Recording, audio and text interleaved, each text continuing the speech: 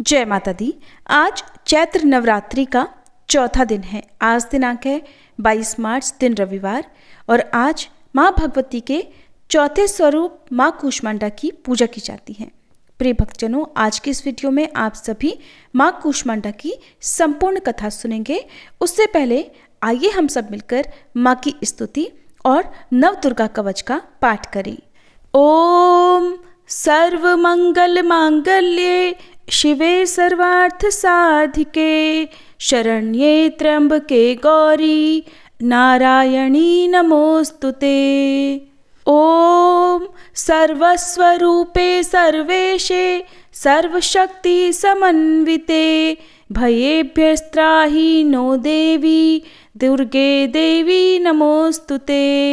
प्रथमं शैलपुत्रीं च द्वितीयं ब्रह्मचारिणी तृतीयं चंद्रघंटेति कूष्मांडेति चतुर्थकं पंचमं स्कंदमातेति षष्ठं कात्यायनीति च सप्तम कालरात्रीति महागौरीति चाष्टम नवम सिद्धिदात्रीं च नवदुर्गा प्रकीर्तितः।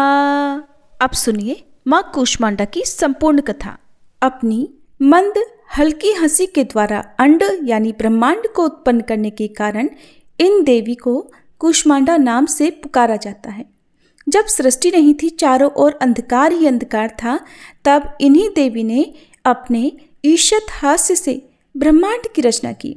इसीलिए इन्हें सृष्टि की आदि स्वरूपा या आदि शक्ति कहा गया है। माँ कूष्मांडा की 8 भुजाएं हैं, इसलिए वे अष्टभुजा कहलाई। इनके 7 हाथों में कमंडल, धनुष, बाण, कमल पुष्प, अमृत से भरा हुआ कलश, चक्र तथा गदा है। 8वें हाथ में सभी सिद्धियों और निधियों को देने वाली जपमाला है। माँ का वाहन सिंह है। संस्कृत में कुम्हड़े को कूष्मांड कहते हैं, इसलिए इन देवी को कूष्मांडा कहा जाता है, क्योंकि इन्हें कुम्हड़ा अति प्रिय है। और इन देवी का वास सूर्यमंडल के भीतरी लोक में है, और सूर्यलोक में रहने की शक्ति क्षमता केवल इन्हीं देवी में है। इसलिए माँ कूष्मांडा के शरीर की कांति और प्रभा सूर्य की भांति ही चमकीली है। इनके ही तेज से 10 दिशाएं आलोकित हैं। ब्रह्मांड की सभी वस्तुओं और प्राणियों में इन्हीं का तेज व्याप्त है। तो आइए प्रिय श्रोताओं, ऐसी करुणामयी माँ कूष्मांडा को हम सभी नमन करते हुए माँ की कथाओं का श्रवण करें। आज माँ कूष्मांडा की पूजा के साथ साथ माँ चिंतपूर्णी की कथा का श्रवण भी करना चाहिए, जिनकी कृपा से सभी चिंताओं का, सभी बाधाओं का नाश होता है। तो अब पहले सुनिए माँ चिंतपूर्णी की कथा। माँ चिंतपूर्णी को समर्पित मंदिर ऊना जिले की अंब तहसील के चिंतपूर्णी गांव में स्थित है। भक्त सदियों से माता श्री छिन्नमस्तिका देवी के चरण कमलों में प्रार्थना करने के लिए इस शक्ति पीठ में आते हैं। और ये माँ चिंतपूर्णी मंदिर का घर है, जो भारत में शक्तिपीठों में से एक के रूप में एक प्रमुख तीर्थ स्थल है। माँ चिंतपूर्णी देवी सर्वोच्च देवी दुर्गा के कई रूपों में से एक हैं। इस रूप में उन्हें माँ छिन्नमस्ता या फिर माँ छिन्नमस्तिका भी कहा जाता है, यानी अलग सिर वाली। हम इंसानों की अनंत इच्छाएं हैं, और ये इच्छाएं ही हमें चिंता और अंत में चिता की ओर ले जाती हैं।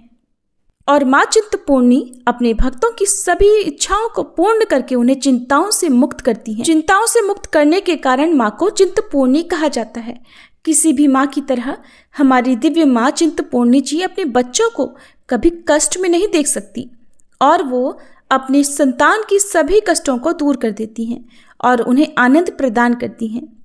माँ के दर पर जो भी अपनी मनोकामना लेकर जाता है, वो कभी खाली हाथ नहीं लौटता। मंदिर में चिंतपूर्णी शक्तिपीठ यानी छिन्नमस्तिका शक्तिपीठ है।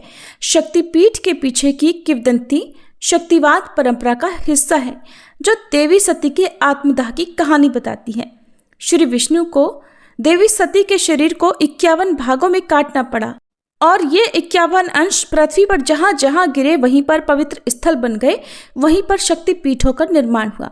कई क्रूर राक्षसों को हराने के बाद और उनका वध करने के बाद माँ पार्वती अपनी सहायिकाओं जया और विजया, जिन्हें डाकिनी और वारिणी के नाम से भी जाना जाता है, उनके साथ मंदाकिनी नदी में स्नान करने गई।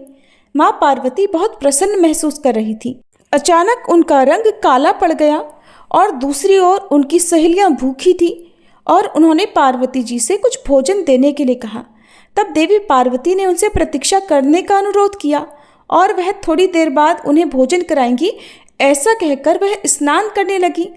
थोड़ी देर के बाद वे भूल गईं और स्नान करके जब चलने लगी तो जया और विजया ने एक बार फिर से माता पार्वती से आग्रह किया कि वे भूखी हैं और उन्हें भोजन की आवश्यकता है, और देवी तो ब्रह्मांड की माँ है और वे उनकी संतान हैं, और एक माँ अपनी संतान को भला भूखा कैसे रख सकती है।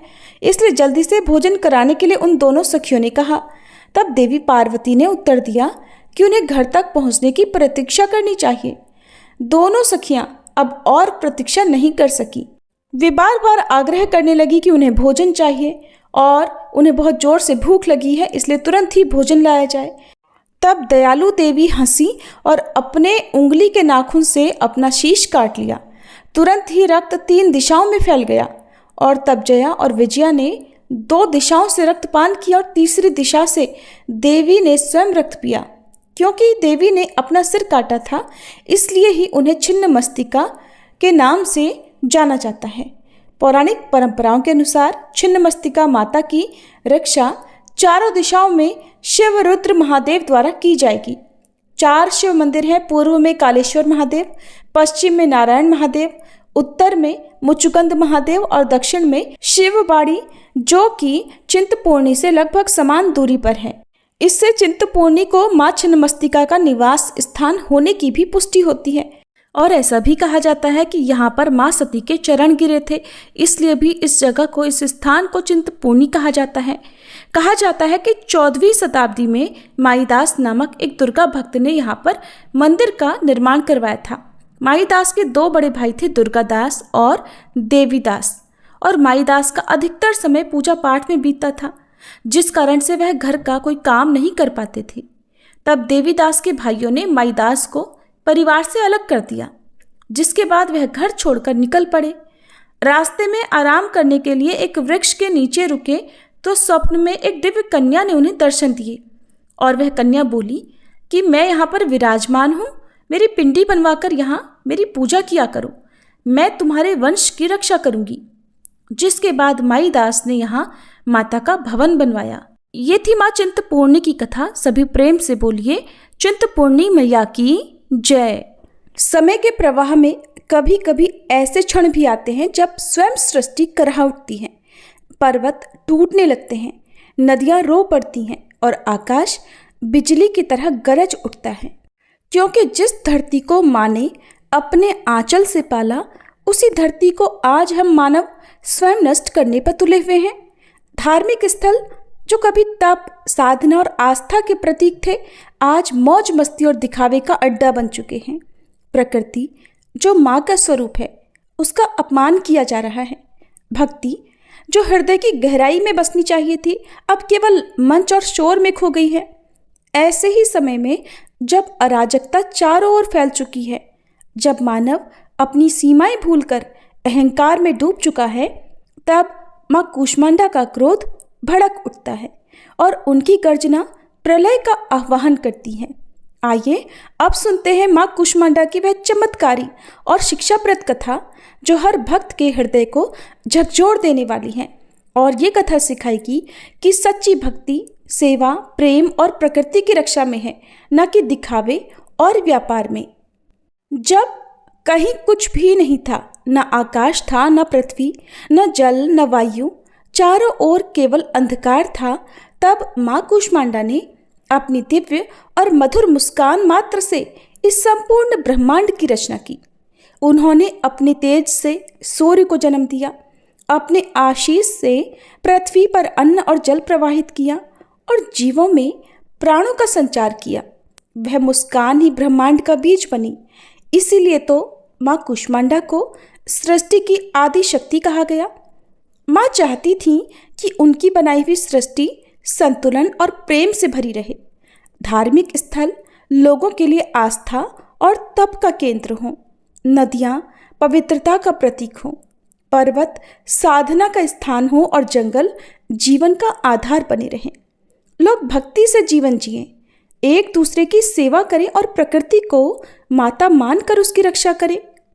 समय बीतता गया, युग बदले और धीरे धीरे मनुष्य का हृदय भी बदलने लगा और आज ये सब कुछ हमारी आंखों के सामने घट रहा है। मंदिर जहाँ पहले नंगे पांव चलकर महीनों की कठिनाई झेलकर ही भक्त दर्शन पाते थे, वहाँ अब लोग गाड़ियों और हेलीकॉप्टर से मौज मस्ती करने पहुँचने लगे हैं। धार्मिक स्थल जो तप और साधना का केंद्र थे, अब मेले, शोर शराबे और दिखावे का अड्डा बन रहे हैं। जहाँ पहले दीपक की लौ और भजन की ध्वनि ही गूंजा करती थी, वहाँ अब डीजे और मनोरंजन का शोर सुनाई देने लगा है। प्रकृति से खिलवाड़ हो रहा है, नदियों में गंदगी डाली जा रही है, पर्वत काटे जा रहे हैं, जंगल उजाड़े जा रहे हैं। और माँ कूष्मांडा अपनी सृष्टि को देख रही थी। उन्होंने देखा कि जिस गंगा को उन्होंने पवित्र किया था, उसमें अब गंदगी बह रही है। जिस हिमालय को तप का केंद्र बनाया था, वहाँ लोग पत्थर तोड़कर व्यापार कर रहे हैं। जिस मंदिर तक भक्त कभी नंगे पांव महीनों पैदल चलते थे, वहाँ अब भीड़ सेल्फी खींचने लगी है। ये सब देखकर माँ का हृदय कराह उठा। हे मानव, मैंने ये सृष्टि इसलिए नहीं बनाई थी कि तू इसका उपहास करे। और जब अन्याय और पाप अपनी सीमा पार कर गए, तब प्रकृति ने भी विद्रोह करना शुरू कर दिया। कभी अब भयंकर भूकंप आता है, तो कभी अनियंत्रित बाढ़, कभी महामारी से लोग कराह उठते हैं, तो कभी सूखे से अन्न दुर्लभ हो जाता है। ऋतुओं का संतुलन बिगड़ चुका है। सर्दी, गर्मी, वर्षा का कोई समय ही नहीं रहा। और ये सब कुछ आज हमारे चारों ओर घट रहा है। ये सब तो माँ के क्रोध की केवल शुरुआत भर है। अचानक एक दिन आकाश में तेजों में आभा फैली, सूर्य का प्रकाश फीका पड़ गया और धरती कांप उठी। माँ कूष्मांडा सिंह पर आरूढ़ होकर प्रकट हुई। उनकी अष्टभुजाओं में शस्त्र चमक रहे थे और उनकी आंखों में करुणा के साथ साथ भयंकर क्रोध की ज्वाला भी जल रही थी। उन्होंने दिव्य स्वर में गर्जना की, हे मानव, तूने मेरी बनाई हुई सृष्टि का संतुलन बिगाड़ दिया है। तूने प्रकृति का अपमान किया है, धर्म को व्यापार बनाया है और भक्ति को दिखावा। अब मैं तुझे उसके पाप का फल दिखाऊंगी। और इस तरह माँ के क्रोध से धरती कांप उठी। समुद्र की लहरें उठकर तट तोड़ने लगी। पर्वतों से पत्थर टूटकर नगरों को ढकने लगे। आकाश से बिजली गिरी और अग्नि देखते ही देखते चारों ओर फैल गई। लोग मंदिरों में भागे, पर वहाँ भी उन्हें शांति नहीं मिली, क्योंकि वहाँ तो आस्था नहीं, केवल शोर और दिखावा चल रहा था। जब सब ओर अराजकता छा गई, तब कुछ सच्चे भक्त माँ के चरणों में जाकर गिर गए। उनकी आंखों से आंसू बह रहे थे। उन्होंने एक स्वर में कहा, हे माँ, ये सच है कि हमने भूल की है। हमने प्रकृति का अपमान किया, हमने धर्म को व्यापार बना दिया है माँ, लेकिन अब हमें क्षमा कर दीजिए। हमें सुधरने का बस एक अवसर दीजिए माँ। और उनकी सच्ची पुकार सुनकर भला करुणामयी माँ का हृदय क्यों न पिघलता। माँ ने करुणा से कहा, हे मानव, याद रखो, धर्म का अर्थ सेवा और त्याग है, ना कि व्यापार। भक्ति का अर्थ विनम्रता और विश्वास है, ना कि दिखावा और शोर। प्रकृति मेरी देन है और उसकी रक्षा करना तुम्हारा कर्तव्य है। और यदि तुम इन बातों को समझोगे तो तुम्हारा जीवन सुख और शांति से भर जाएगा। लेकिन यदि तुम फिर से लोभ और अहंकार के रास्ते पर चले, तो अब की बार मेरा यह क्रोध महाप्रलय का रूप लेगा। लोगों ने माँ के चरणों में गिरकर प्रण लिया कि वे अब सच्ची भक्ति करेंगे, प्रकृति का आदर करेंगे और धर्म को पवित्र बनाएंगे। अब माँ कूष्मांडा का वह तेज शीतल हो गया। देखते ही देखते माँ की कृपा से समुद्र शांत हो गया, पर्वत भी स्थिर हो गए और आकाश निर्मल हो गया। भक्तों ने तब मिलकर कहा, जय माँ कूष्मांडा, जगत जननी की जय। तो प्रिय श्रोताओं, इस कहानी का सार बस इतना है कि आज जो कुछ भी हमारे चारों ओर हो रहा है, आपदाएं, बीमारियां या प्रकृति का असंतुलन, ये सब माँ की चेतावनी भर है। भक्ति का अर्थ दिखावा नहीं, बल्कि सच्चा विश्वास और सेवा है। प्रकृति को बचाना ही माँ की सच्ची आराधना होगी और अगर हम अब भी नहीं सुधरे तो महाप्रलय तो निश्चित है। सभी मिलकर प्रेम से बोलिए कूष्मांडा माता की जय। किसी देश में सुशील नाम का एक निर्धन ब्राह्मण रहा करता था। हर दिन मिलने वाली भिक्षा से ही वह अपने परिवार का पेट पालता था। उसका परिवार बहुत बड़ा था, इसलिए वह प्रातःकाल होते ही भिक्षा मांगने के लिए घर से निकल जाता और शाम होने पर लौट कर आता। फिर देवताओं, पितरों और माँ दुर्गा के साथ ही अतिथियों की पूजा करने के बाद, आश्रित जनों को खिलाने के बाद ही वह खुद भोजन ग्रहण किया करता था। इस प्रकार भिक्षा को वह भगवान का प्रसाद समझकर ग्रहण करता और इतना दुखी होने पर भी वह दूसरों की सहायता के लिए सदा तैयार रहा करता था। गरीबी के कारण उसका मन दुखी रहता था, फिर भी वह सदैव धर्म कर्म में लगा रहता और अपनी इंद्रियों को उसने अपने वश में रखा था, इसलिए वह सदाचारी, धर्मात्मा और सत्यवादी था। उसके हृदय में कभी भी अहंकार, क्रोध या ईर्ष्या जैसे बुरे विचार उत्पन्न ही नहीं होते थे। एक बार उस ब्राह्मण के घर के पास में सत्यव्रत नाम के एक तेजस्वी ऋषि आकर ठहरे।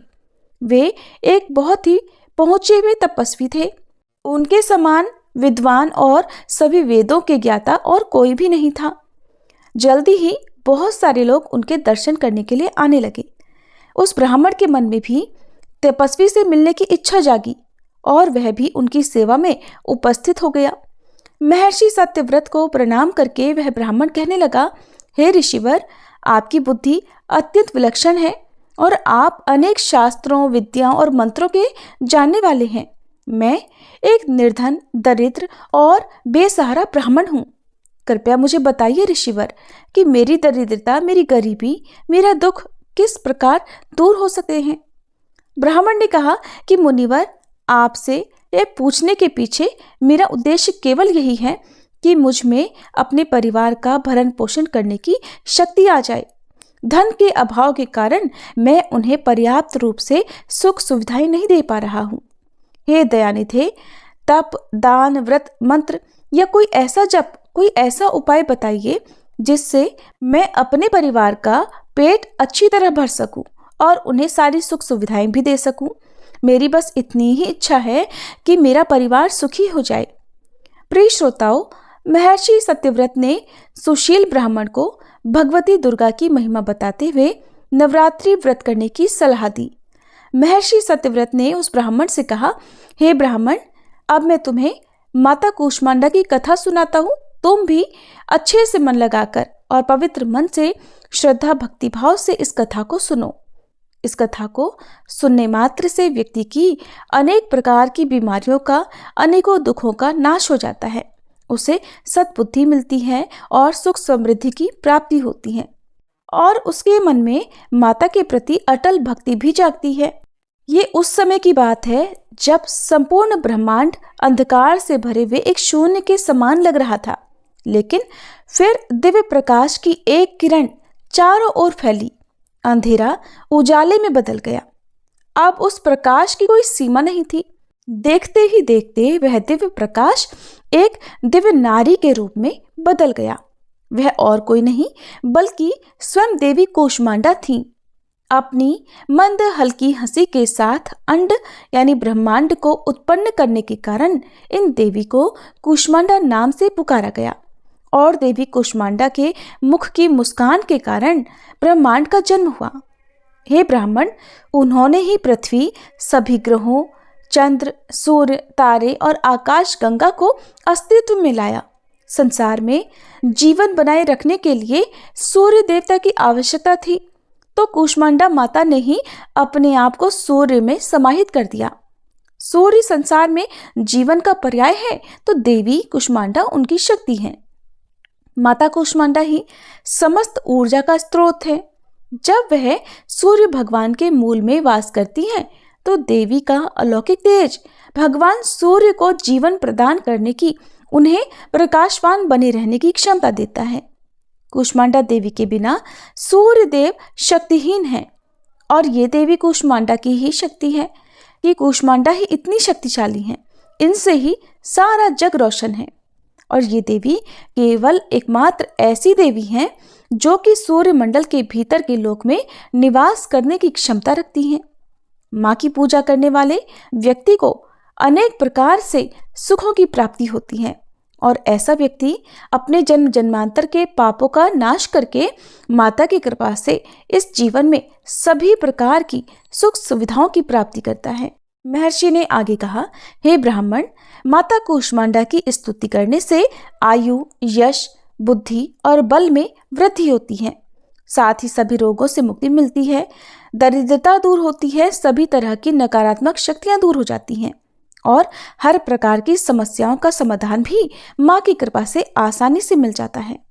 इनकी पूजा करने से सुख, समृद्धि और उन्नति मिलती है। दुख, विपत्ति और कष्ट से मुक्ति मिल जाती है। प्रिय श्रोताओं, तब महर्षि सत्यव्रत के कहने पर, उनकी सलाह पर ब्राह्मण सुशील ने भी नवरात्रि के व्रतों को किया, माँ कूष्मांडा की स्तुति की और महर्षि सत्यव्रत को अपना गुरु बनाकर उनसे माया बीज नामक भुवनेश्वरी मंत्र की दीक्षा ली। इसके बाद नवरात्रि के व्रत रखकर उस मंत्र का सुशील ब्राह्मण ने नियमित रूप से जप आरंभ कर दिया। उसने माता भवानी और माँ कूष्मांडा की भक्ति पूर्वक आराधना की और 9 वर्षों तक लगातार वह माँ भगवती के माया बीज मंत्र का निरंतर जाप करता रहा। उसकी भक्ति से प्रसन्न होकर तब देवी भगवती ने 9 वर्ष की नवरात्रि की अष्टमी तिथि को मध्यरात्रि में उसे स्वप्न में दर्शन दिए और इस प्रकार माँ कूष्मांडा की कृपा से सुशील ब्राह्मण की दरिद्रता दूर हो गई। माँ भगवती की कृपा से उसके घर में सुख और समृद्धि के भंडार भर गए। सभी मिलकर प्रेम से बोलिए, कूष्मांडा मैया की जय। प्रिय श्रोताओं, क्योंकि माँ कूष्मांडा का संबंध सूर्य देव से है, इसलिए आज के दिन माँ कूष्मांडा की पूजा करके सूर्य देव की पूजा करने के बाद कथा का श्रवण भी करना चाहिए। तो अब सुनिए सूर्य भगवान की कथा। प्राचीन कथा के अनुसार एक बार एक नगर में एक वृद्धा रहा करती थी। वह रविवार को नियम से घर आंगन को गोबर से लीपकर फिर भोजन तैयार करती और फिर सूर्य देव को भोग लगाने के बाद ही खुद भोजन किया करती। ऐसा व्रत करने से उनका घर धन धान्य से भरा रहता था। हरि की कृपा से घर में किसी प्रकार का कोई भी दुख नहीं होता था। घर में सब कुछ आनंद मंगल था। इसी तरह कुछ दिन बीत जाने पर वह पड़ोसन जिसकी गाय का गोबर वह वृद्धा लाया करती थी, वह विचार करने लगी कि ये बूढ़ी माई हमेशा मेरी गाय का गोबर ले जाती है। ये सोचकर एक दिन उसने अपनी गाय को घर के अंदर बांध दिया।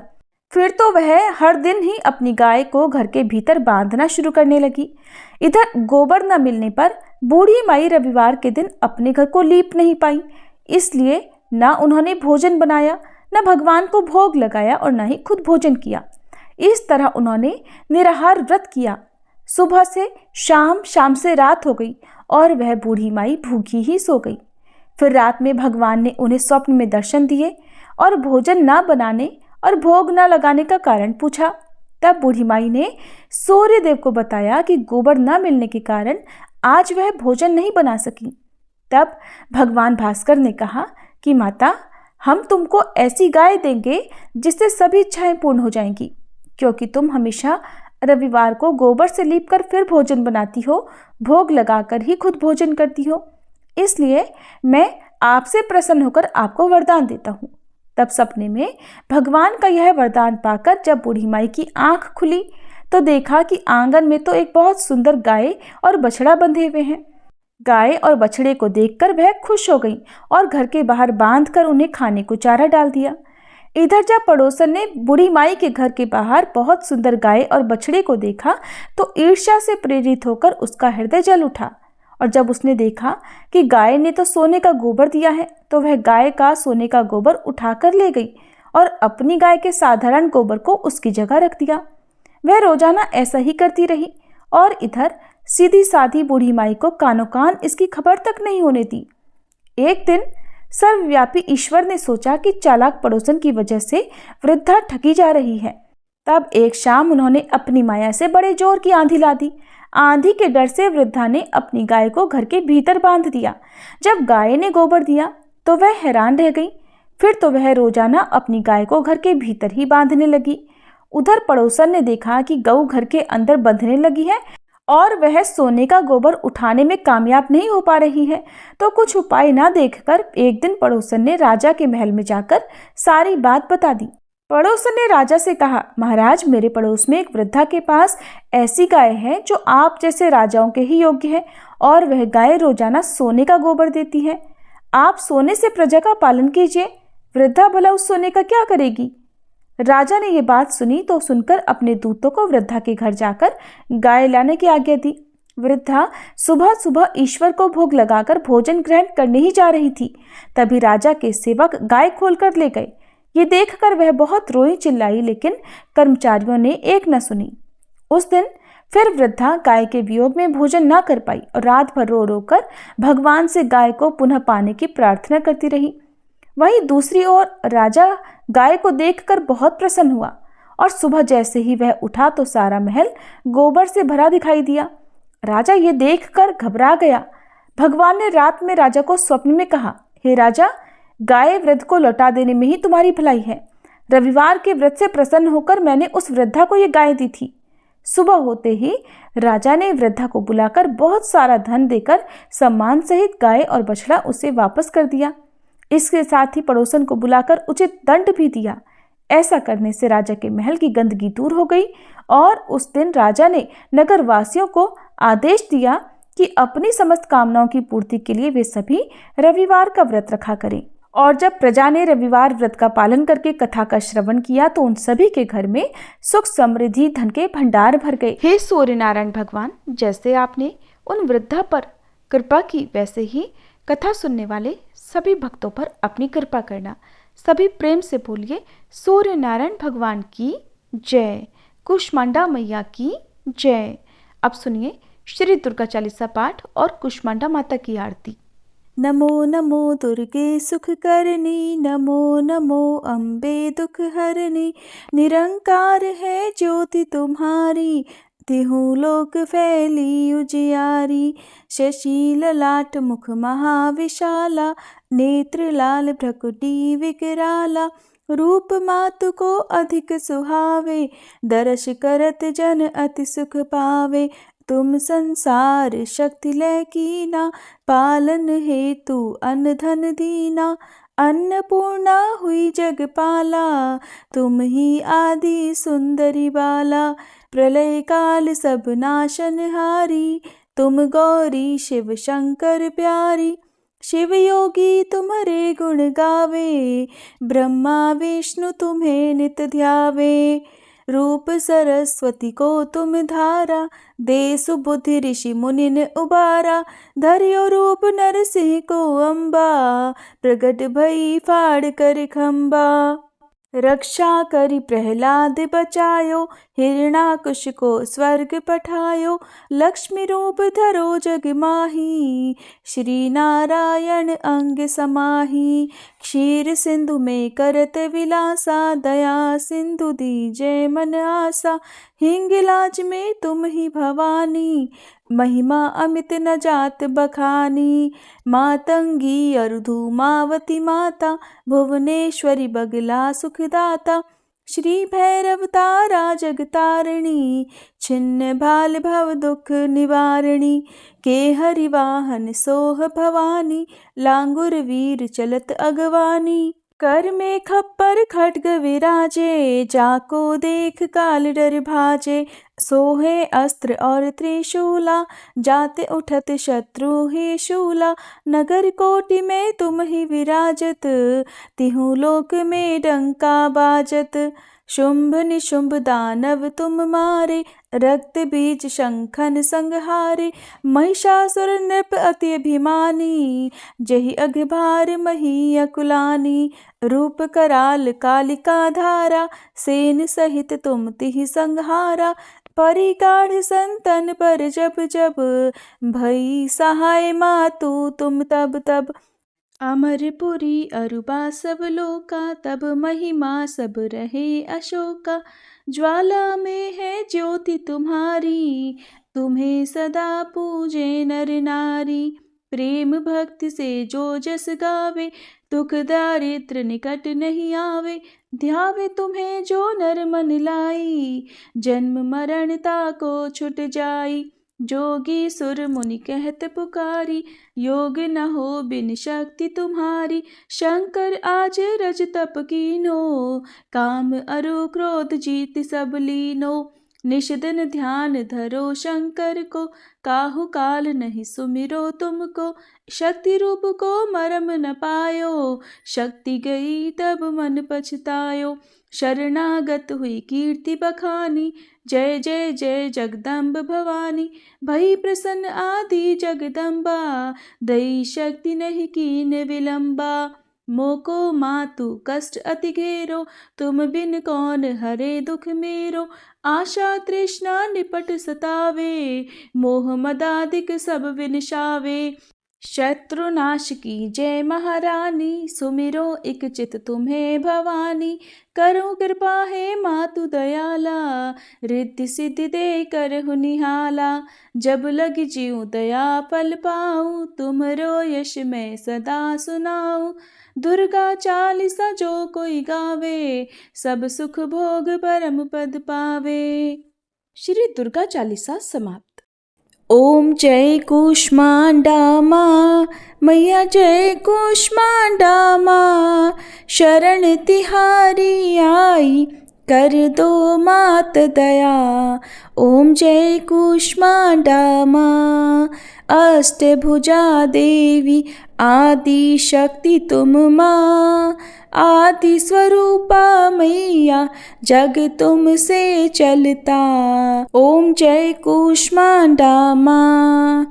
चौथे नवरात्र में भक्त करे गुणगान, स्थिर मन से माँ की करो पूजा और ध्यान।